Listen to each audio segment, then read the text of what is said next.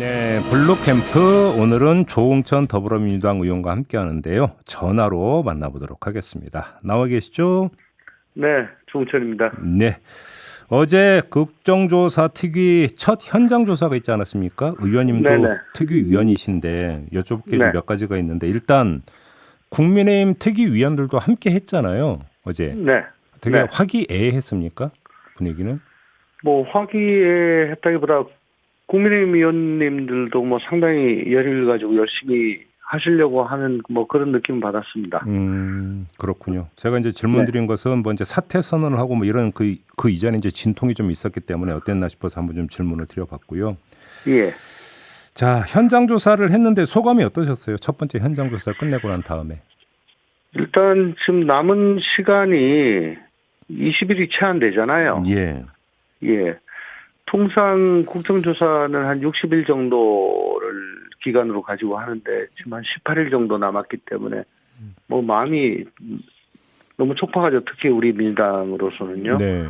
그러니까 막 쫓기는 굉장히 쫓깁니다. 그래요. 그래서 초조하죠. 그래서 막 이것저것 하고 싶은 건 많은데 막 쫓기니까 의욕은 앞서고 그래서 막 저희들조차도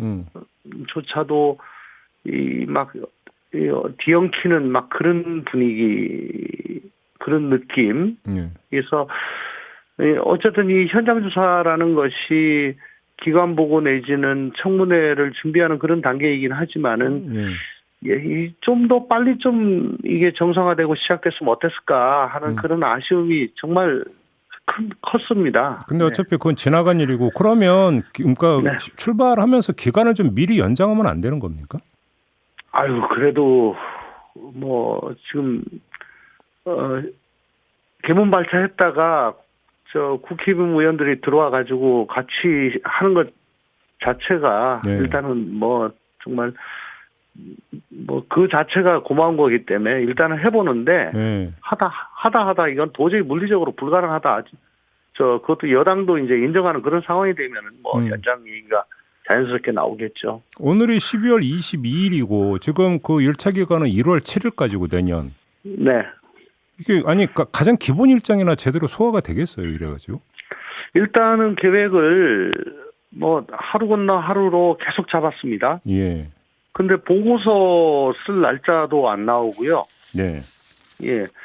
일단은 뭐 조사하는 데만 조사하고 청문회 하는 것만으로 일정을 소화해도 이건 뭐 거의 무리인데 하는 데까지 해보죠 뭐. 일단은. 아니 뭐 제가 왜 이 질문을 드리냐면 아니 일정 소화하는 것도 중요하지만 특위위원 개개인이 각각 뭐 자료도 검토하고 취재도 좀 하고 조사하는 과정이 있어야 되는 거잖아요. 내실이 있으려면. 자료를 잘 안 줘요. 거의 안 줘요. 안 그래요? 줘서 어제도 내내 왜 이 자료 안 주냐. 뭐 자료 안 주는 거 가지고 사실은 많이 그 피감기관들을 피조사 기관들을 네. 많이 좀 닥달했습니다. 아니 근데 왜 안 준대요? 그러니까 여러 번 그런 얘기가 나오던데 안 주는 이유가 있을 거 아닙니까? 뭐 수사 중이다, 감사 중이다, 개인 정보다 뭐 그런 얘기인데 그게 전부 다 증언 감정에 관한 법률, 국정조사에 관한 법률에 의하면 그건 안 줄 수 없습니다. 국가안보 외에는 전부 다 제출 다 해야 됩니다. 그래서 그래요? 현장에서는 또 다 제출하겠습니다라고 얘기를 합니다. 네. 그 한덕수 총리 증인 채택 문제는 어떻게 될 것 같습니까? 뭐 저쪽 여당에서는 뭐 생각도 하지 말라는 취지인데요. 그래요? 예. 근데 어쨌든 참사 발생 직후 한덕수 총리를 중대본부장으로 하지 않았습니까? 네. 근데 기억나는 거는 지금 사실 망언하신 것밖에 없습니다. 예. 예.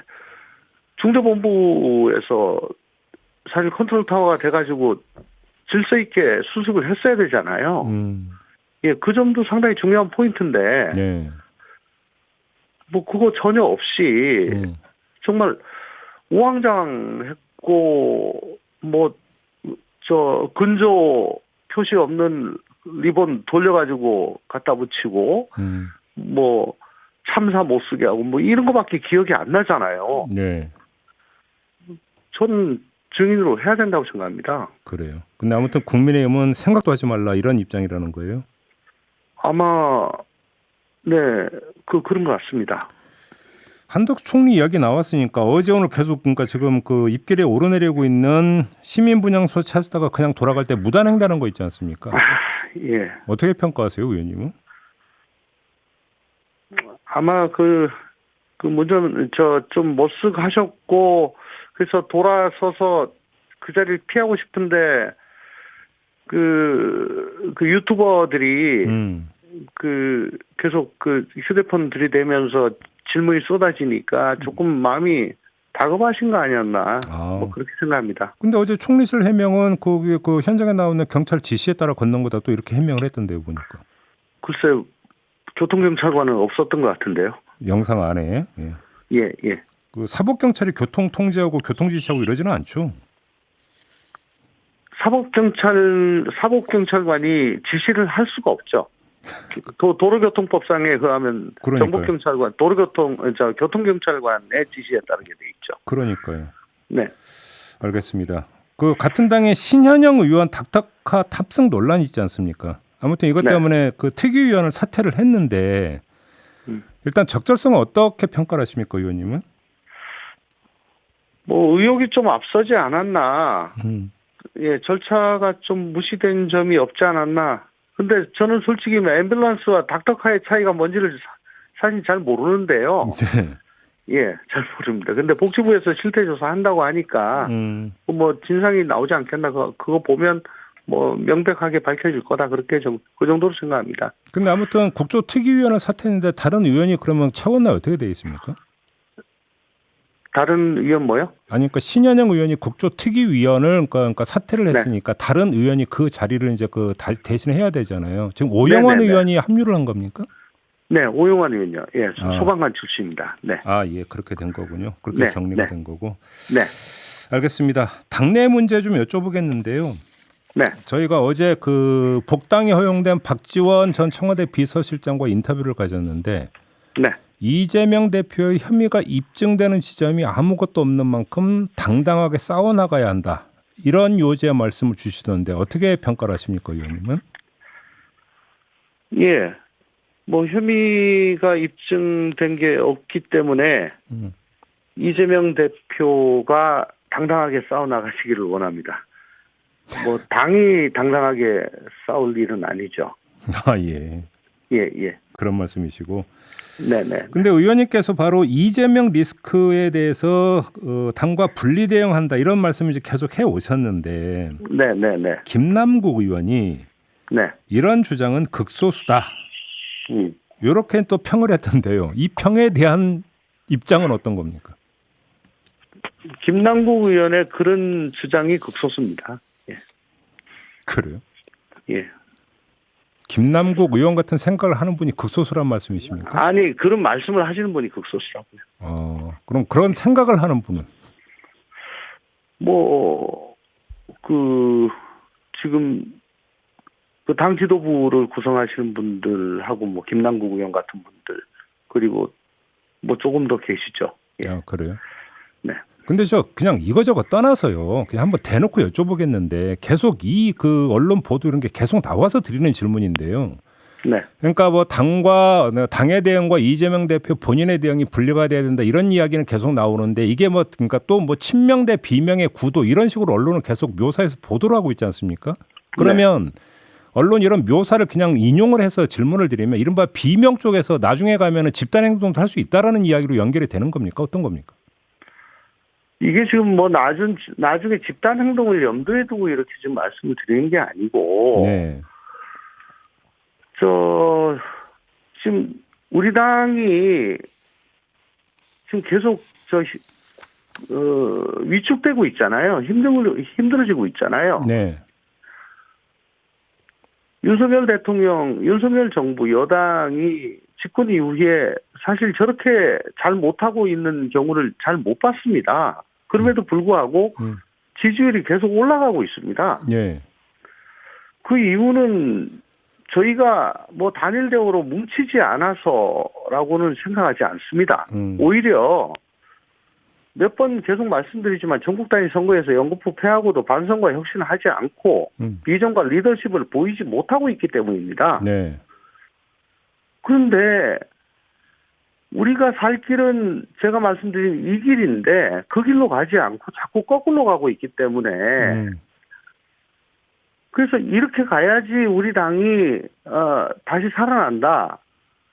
그래도 저 국민의 신뢰를 회복한다. 그 말씀을 드리고 있는 거죠. 의원님께서 지금 말씀하신 이 길이라고 하는 게 뭡니까 정확히?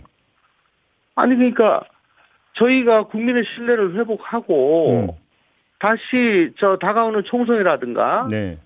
예 우리 민주당이 국민의 사랑을 다시 받고 그래서 민주당의 위상을 회복하는 것 지금 169석이 있지만은 어쨌든 우리 민주당이 과연 이 위상을 계속 가지고 갈 수 있을 것인가에 대한 확신이 없잖아요. 그러면 제가 한번 그냥 네. 이렇게 다시 한번 그 추가 질문을 드려볼게요. 지금 그 말씀을 좀 정리를 하면 이재명 대표 그냥 대표적 사퇴하고 본인의 사법 리스크 대응에 전력 다 하고 당은 당대로 전열 정부에서 윤석열 정부 대응해야 된다 이런 말씀이십니까? 사퇴 부분만 제외하면은 뭐 제 생각과 같습니다. 사퇴는 예. 어쨌든 압도적 다수로 대표에 당선이 되셨기 때문에 예. 민주적 정당성이 있기 때문에 그건 그분이 결정을 하시기 전에는 누구도 이래라 저래라 할 수 있는 문제는 아니라고 생각합니다. 근데 아니 솔직히 얘기해서 그 사퇴라고 하는 걸 빼놓은 상태에서 분리 대응이라는 게 현실적으로 이게 성립되는 이야기인지가 궁금해서 드리는 질문이거든요. 아니 그러니까 팩트에 대해서는 당의 네. 공식 라인이 대응하는 건 부적절하다 이거죠. 그걸 아무도 모르는데 그걸 어떻게 대응해요. 그래요. 팩트에 대해서. 그러면 이재명 대표 본인 말고 당직자는 입에 올리면 안 된다 이런 말씀이시네. 그러면 정리하면. 그러니까 대변인이나 예. 뭐 최고위나 이런 분들이 예. 검찰 수사 결과 뭐 중간중간에 흘리는 거에 대해 가지고 그건 사실이 아니다. 그건 거짓말이다. 어쩌다. 그런 말씀은 당의 공식 라인을 하시는 거는 안 맞다 이거죠. 그래요. 예. 그걸로 될까요? 지금 의원님의 어떤 문제의식에 따르면 그걸로 될까요?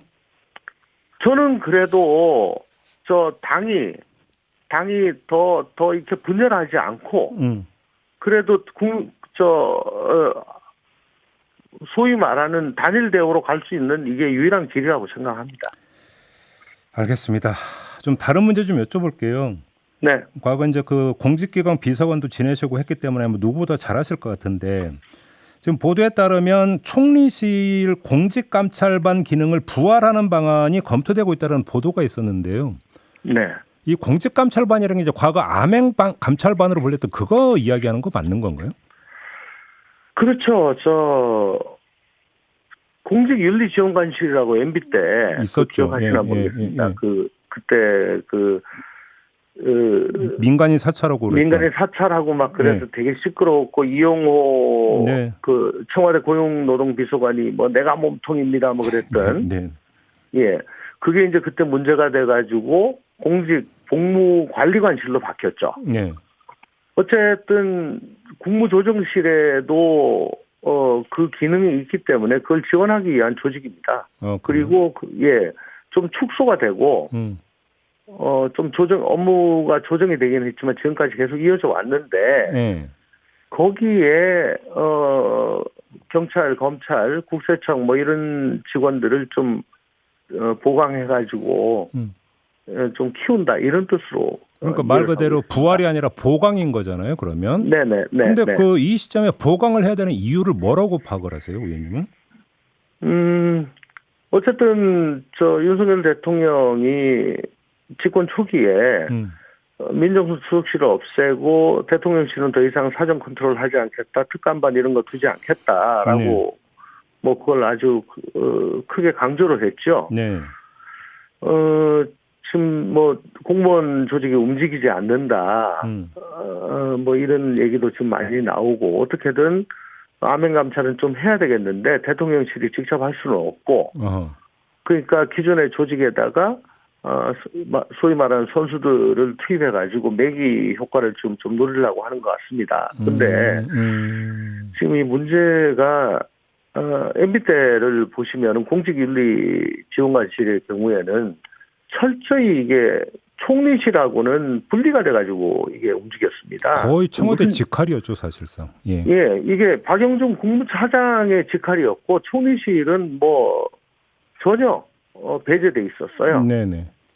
그리고 영포 출신 아주 오랜만에 말씀드립니다. 영포라인, 예. 예, 영포라인 위주로 이게 구성이 돼 있었고, 그리고 노동부 감사관이 전직 감사관이 실장을 맡아가지고 네네.